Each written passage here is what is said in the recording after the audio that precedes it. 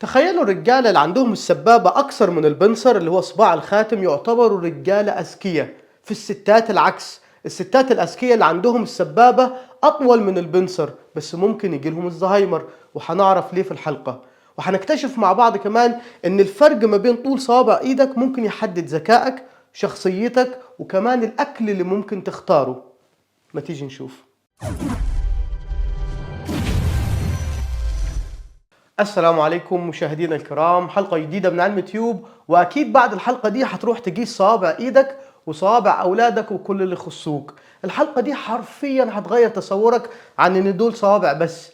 العلماء ليهم سنين بيدرسوا العلاقة ما بين الفرق ما بين طول الصوابع وقدراتنا العقلية والجسدية، وهنعرف إنه لا، دول ممكن فعلا يأثروا على قدراتك العقلية، الزهايمر، شخصيتك، وكمان الأكل اللي بتختاره. بس يا ريت نشوف الحلقة لحد الآخر ونبدأ بالشخصية. لو السبابة أطول من البنصر فأنت كده شخص ذكي. سمعك اللي بتقول إيه البنصر ده؟ أنه واحد فيهم؟ أقول لك الكبير ده اسمه الإبهام، التاني اسمه السبابة، فاكرين كده إشارة من بنانه، وبعدين وسطى، والرابع بتاع الدبلة اسمه البنصر، وآخر واحد اسمه الخنصر. احنا عندنا في الصعيد بنقول عليه الخنصر. المهم اللي يهمونا في الحلقة دي الاتنين دول، السبابة اللي بيسموها بالإنجليزي 2D لأنه ده الصباع التاني، والبنصر صباع الدبلة أو رابع صباع اللي بيسموه 4D. طب نرجع تاني للشخصية. بيقول لك لو السبابة تاني صباع أطول من رابع صباع اللي هو صباع الدبلة البنصر فأنت كده شخص ذكي. الله، يعني أنا كده مش ذكي؟ بس هو مكتوب واسع الحيلة وذكي، يعني ممكن تكون لئيم. وبيقول لك كمان بيكون واثق جدا من نفسك، مش ممكن تاخد قرار لمجرد نزوة، قيادي يعني. طب لو السبابة والبنصر في طول بعض، كده حياتك متوازنة، مخلص، مستمع جيد، متعاطف مع الناس، وتعشق مساعدة الآخرين، وحد ثقة. طب نروح لحالتي أنا، وهنا السبابة أكثر من البنصر. في الحالة دي أنت شخص عملي جدا، عقلاني، واثق جدا من نفسك. لو معاك حاجة أو مشكلة استحالة ترتاح غير لما تحلها، ودي بصراحة أنا أعترف إنها عندي. الذكاء هنا عالي، وخصوصا الذكاء العاطفي، وشخصية مرحة. انتوا ايه رأيكم؟ كل واحد كده يبص على ايده ويكتب لنا في التعليقات تحت هل الكلام بينطبق عليه ولا لا. وبصراحة سمعك اللي بتقول يا عم الكلام ده شكله فاكس، وفي علم النفس بيسموه البارنوم افكت، اللي هو انا لو قلت لك خصائص حلوة انت بتشوف نفسك فيها وبتحس ان الكلام ينطبق عليك، في حين ان الكلام فضفاض يركب على اي حد. اقول لك فعلا ده ممكن يصنف على انه من العلوم الزائفة، سودو ساينس. لكن خلينا نبص في التعليقات تحت ونشوف هل صح ولا لا. لكن الأكيد صح هو العلوم الحقيقية المبنية على تجربة. وأول بحث معانا في مجلة نيتشر منشور من 23 سنة في سنة 2000، وانتوا عارفين طبعا انه مجلة نيتشر من أقوى المجلات العلمية على مستوى العالم ومش هتنشر أي كلام. بيقول لك إيه بقى؟ إن الطفل وهو في بطن أمه جنين لما بيتعرض لهرمونات الذكورة الأندروجينز زي التستوستيرون مثلا بتأثر على دماغه، وده بيعمل تغير في النمو وخصوصا حجم الأصابع. عشان كده الناس اللي تعرضوا لهرمونات الذكورة بكميات كبيرة أثناء الحمل تلقى عندهم البنصر صباع الخاتم أطول من السبابة زي في حالتي أنا كده. ودي إحدى العلامات الحيوية اللي بيسموها البايو ماركر، وبيكون ليها تأثير على القدرات العقلية على المدى البعيد. عملوا دراسة على 8000 شخص عندهم الزهايمر، لقوا إيه؟ لقوا إن الستات اللي عندها السبابة أطول من البنصر صباع الخاتم. ده معناه إيه؟ معناه ما تعرضوش كتير لهرمونات الذكورة أثناء الحمل.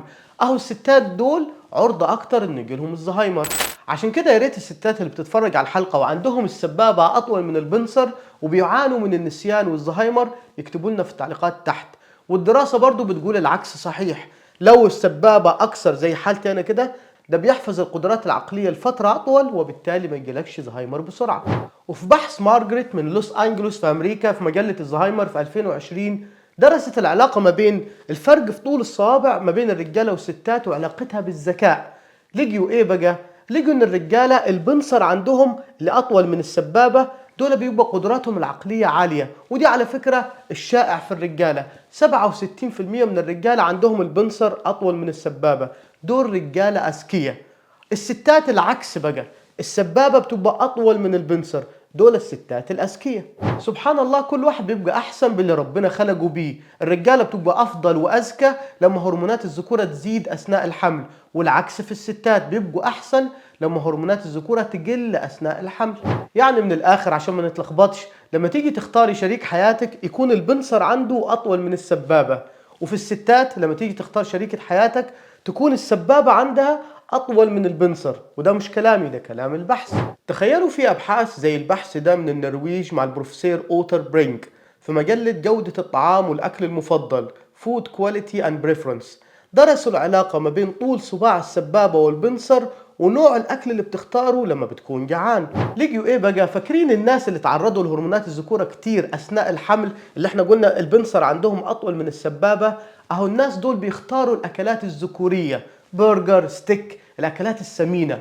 أما الناس اللي عندهم السبابة أطول من البنصر بيختاروا الأكلات النسائية زي السلطة، الجمبري، الحاجات الخفيفة يعني. بس التجربة دي بتقول إن النتائج دي بس في حالة الجوع. تحس كده إن الواحد لما بيجوع بيرجع لأصله. الدراسة اللي جاية دي طينتها خالص وزودوها بصراحة. باحثين في جامعة إسكس عملوا دراسة على 32 توأم عندهم ميول جنسية مختلفة. لقوا ايه بقى؟ لقوا ان الستات اللي عندهم ميول، مش ولا بد، ستات عندهم ميول ناحية ستات، البنصر عندهم اطول من السبابة في ايدهم الشمال. ودول تاني الناس اللي تعرضوا لهرمونات الذكورة كتير زي التستوستيرون اثناء الحمل. لكن لما عملوا التجربة على 14 توأم رجالة ما لقوش علاقة ما بين التستوستيرون والميول الجنسية. فالخبراء هنا بيقولك الحتة دي فيها تضارب والمعلومات فيها مش أكيدة. وأخيرا يا أبو خالو، طبعا من الصعب والغير منطقي إن احنا نتوقع الميول الجنسية الواحد من طول صوابعه. الموضوع فعلا معقد، بيعتمد على الطبيعة، المجتمع، العوامل الوراثية وغيره. ده حتى الربط ما بين القدرات العقلية والفرق في طول الصوابع، رغم ان الابحاث معمولة من اكتر من 23 سنة، الا ان النتائج مش اكيدة. قولوا لنا رأيكم في التعليقات تحت. ونروح دلوقتي لفقرة الشعر العربي. وفقرة الشعر النهاردة لقائلها للناس اللي بتتغير معاك وفاكرة ان الحياة بعدهم هتوقف. لا عادي، ده يمكن انت من غيرهم احسن. تعال نسمع بيقول ايه. قل للذين تغيروا وتنكروا ما ضرني بعد ولا هجران. قل للذين تغيروا وتنكروا ما ضرني بعد ولا هجران. أنا لا أبالي إن تبدل ودكم، ما صابني نقص ولا خسران. ما دمت أحيا والكرامة داخلي، ما عابني صد ولا نسيان. ما دمت أحيا والكرامة داخلي، ما عابني صد ولا نسيان. صد ولا نسيان. وبكده نكون وصلنا لنهاية حلقتنا من علم تيوب. نشوفكم في حلقة جديدة. ما تنسوش اللايك والشير، والسلام عليكم.